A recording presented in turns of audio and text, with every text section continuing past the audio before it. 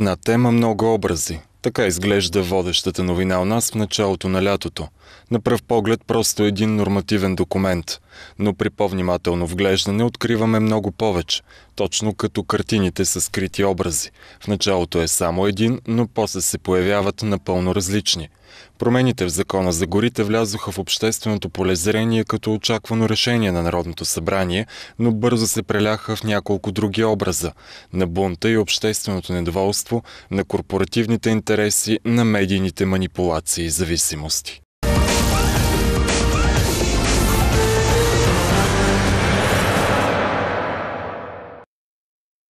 Основният текст, който провокира недоволството, е свързан с възможността да се строи спортна инфраструктура, без да се променя предназначението на терените – горски и земеделски. Според еколозите, това крие опасност от безконтролно изсичане на горски масиви и строежи на ски писти и голф игрища, като се пестят милиони левове на инвеститорите от таксата за промяна на предназначението. Управляващите извадиха контрааргументи. Терените си остават държавна собственост, а спестените средства ще бъдат използвани за развитие на туризма. Но явно не убедиха никого. Така наред с поздравленията и подаръците за рождения си ден, премиера получи още един – протест в центъра на София, който блокира Орлов мост, изправи на нокти полицията и вкара няколко души в ареста. Последвалия развой на ситуацията беше повече от предвидим. Обвинения в неспазване на правилата от протестиращите, полицейско насилие, подготовка за втори протест и задълбочаване на противоречията. Аз се отнасям с огромно уважение към всички тези миролюбиви граждани, които изразяват своята гражданска позиция и протестират, защото това е демократично. Уверявам ви, че няма полицейски служител, който да е бил с нагласата в този мирен протест да упражни някаква сила.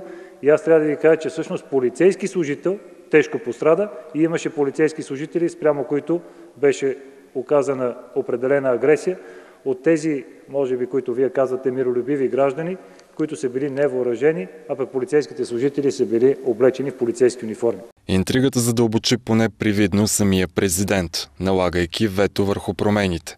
Като мотиви да бъдат върнати текстовете за прегласуване в Народното събрание, от Дондуков 2 посочиха желанието на държавния глава да се осигури максимална защита на природата, като в същото време се гарантира развитието на туризма и регионите. Разбира се, действията на президента веднага бяха анализирани и от друг ъгъл. Ветото върху поправките в Закона за горите трябва да отклонят вниманието от първото му вето върху Закона за съдебната власт, обявено ден по-рано, след като го поиска премиера Борисов. Критиците на управляващите алармираха и за други манипулации – организираните контрапротести в подкрепа на промените в закона. Малко след като Мирослав Найденов припомни, че те се правят именно в полза на местната власт. Този път от ситуацията се възползва от червената опозиция. От Позитано 20 предупредиха, че земеделският министър е задължил служителите в горските стопанства да се включат в митинга, подкрепящ действията на правителството. Разбира се, Найденов определи това като гнусна лъжа и дори предупреди желаящите да протестират, че това не може да става в работно време. В средата на работната седмица обаче контрапротеста се проведе, при това пред сградата на парламента. Защитниците на промените в Закона за горите пристигнаха с автобуси от районите, които трябва да се превърнат в любими дестинации за феновете на зимните спортове. Разлог си пази горите. Ние нямаме нужда от жълтите павета да ни пасат горите. Аз съм наследник на гори. Наследник съм на гори. И нека да дойдат някои от тия от жълтите павета да ми кажат какво да правя с моята гора. Как да я паза. Нема да дойдат. Протеста на регионите обаче породи важния въпрос. Доколко недоволни от президентското вето са наистина недоволните. Доколко е спонтанен протеста и дали не се дирижира умело или не чак толкова. Третия образ, който различи наблюдателя, се оказа най-зловещ – корпоративните интереси и корупцията, която пораждат. Още преди гласуването в парламента въпросните промени бяха наречени Витоша Ски, по името на фирмата, която стопанисва съоръженията за зимен спорт над София. През ноември миналата година от ръководството на фирмата предупредиха, че лифтовете не могат да бъдат пуснати заради недостатъци в Закона за горите. Ресорните институции обясниха, че няма законови пречки за откриването на ски сезона, но от фирмата продължиха да отстояват искането си за по-големи правомощия в закона. Еколозите пък припомниха, че проблемните според Витоша ски текстове действат още от пролетта на миналата година и тогава не е било проблем съоръженията да работят. В разгара на скандала с закона сега изплуваха и нови факти за корпоративни интереси и задкулисни действия. Как, например, един от шефовете в телевизия с национален ефир и висок рейтинг притежава огромен брой акции в банката собственик на имоти в ски курортите Банско, Витоша, Боровец и Разлог. Същата медия, която беше обвинена в информационно затъмнение спрямо протестите на Орлов мост, а водеща в предаване на същия канал, възмути зрителите с агресивното си поведение към госта, представител на екологичните организации.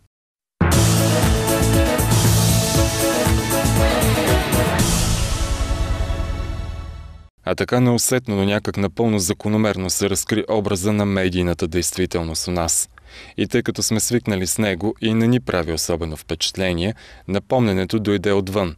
Европейската комисия ще следи много внимателно въпроса със свободата на медиите в България, тъй като ситуацията в момента там е източник на тревога. Констатацията предупреждение отправи еврокомисаря по въпросите на телекомуникациите и медиите Нели Круз. България отново попадна в полезрението на Брюксел заради подозренията за опасни връзки между определена банка, собственици на медийни конгломерати и хора от властта. От Репортери без граници също алармираха за проблема със свободата на словото у нас.